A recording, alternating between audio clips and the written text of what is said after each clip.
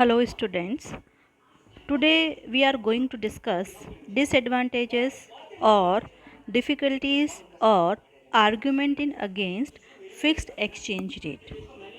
स्थिर और निश्चित विनिमय दरों के दोष, कठिनाइयाँ अथवा विपक्ष में तर्क। इसमें पहला पॉइंट हम डिस्कस करेंगे वाइड प्रिवेंटिव मेजर्स यानी कि व्यापक प्रतिबंध।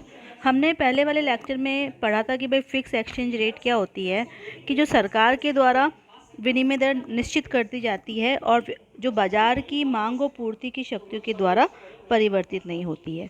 फिर हमने इसके एडवांटेजेस भी पढ़ लिए।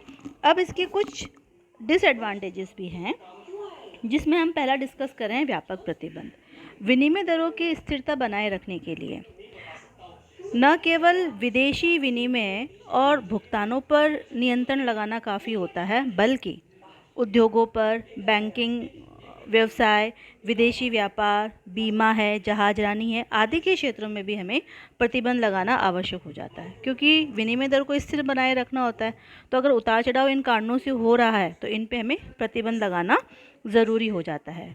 और इन विभिन्न प्रकार के नियंत्रण के कारण भ्रष्टाचार या अनैतिक कार्यों को प्रोत्साहन मिलता है और ये अंतर्राष्ट्रीय व्यापार में अनेक प्रकार की प्रॉब्लम्स क्रिएट करते हैं। तो ये डिसएडवांटेज हो गया फिक्स एक्सचेंज रेट का।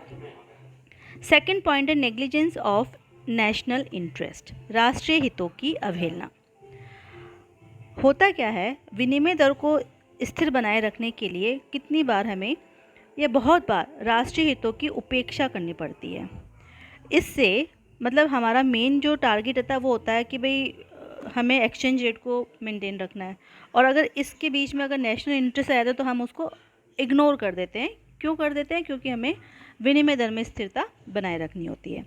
इससे औद्योगिक विकास को प्रॉब्लम हो जाती है, यानी कि उसको ठेस पहुंचती है या उसमें रुकावट आ जाती है, जिसके फलस्वरूप रोजगार में कमी आ जाती है और मूल्यों में उतार चढ़ाव यानी कि मंदी या तेज़ी के प्रभाव भी हमें बिजनेस साइकिल भी कभी सामना करना पड़ता है।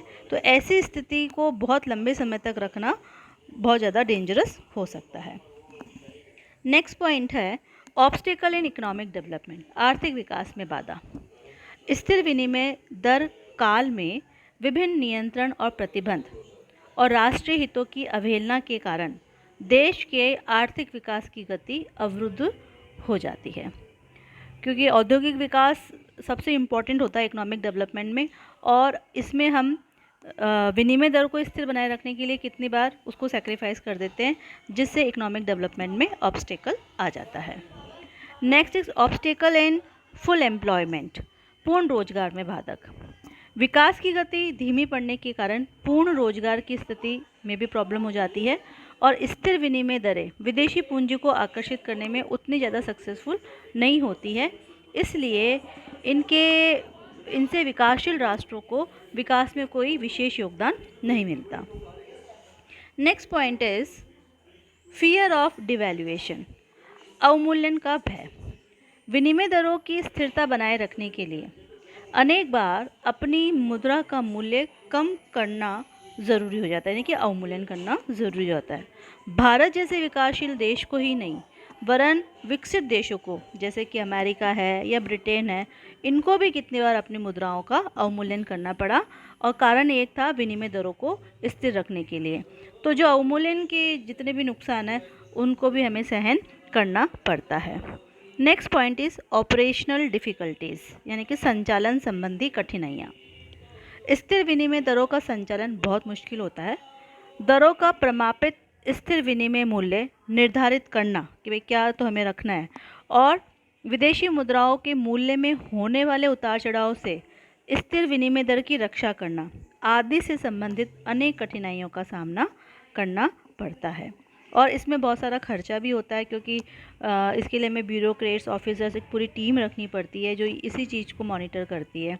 तो ऑपरेशनल डिफ़िकल्टी के साथ साथ में it is expensive also. Next point is encouragement to smuggling and immoral trade practices, तस्करी और अन्य अनैतिक व्यापार व्यवहार को प्रोत्साहन। विदेशी विनिमय दरें अगर स्थिर रहती है तो देश विदेश के मूल्य स्तर में अंतर बना रहना स्वाभाविक होता है, जिससे तस्करी और अन्य अनैतिक और अवैधानिक व्यापारिक लेन देनों को प्रोत्साहन मिलता है। Success of monetary policy is doubtful. मौद्रिक नीति की सफलता में संदेह। देश का केंद्रीय बैंक जो रिजर्व बैंक है हमारे यहाँ पे, मुद्रा के मूल्यों के उतार चढ़ाव को रोकने के लिए जो मौद्रिक नीतियाँ अपनाता है वह स्थिर विनिमय दर के कारण इतनी सक्सेसफुल नहीं हो पाती है। विदेशी मुद्रा के क्रय के लिए खुले बाजार की क्रियाओं संबंधी नीति स्थिर विनिमय दर के कारण असफल हो जाती है, क्योंकि जो मौद्रिक नीति होती है वो जो रिजर्व बैंक है या केंद्रीय बैंक है वो देश में मुद्रा की मात्रा को नियंत्रित करता है और उतार चढ़ाव को रोकता है, मंदी और तेजी के चक्रों से देश को बचाता है। लेकिन जब उस पर प्रेशर रहता है कि विनिमय दर को स्थिर बनाए रखना है तो उसे कितनी बार विनिमय दर को स्थिर बनाए रखने की दृष्टि से निर्णय लेने पड़ते हैं, स्वतंत्र होकर वो निर्णय नहीं ले पाता है। तो इससे मौद्रिक नीति की सफलता में भी संदेह होता है। तो all these are the disadvantages और difficulties or argument against fixed exchange rate. Thank you.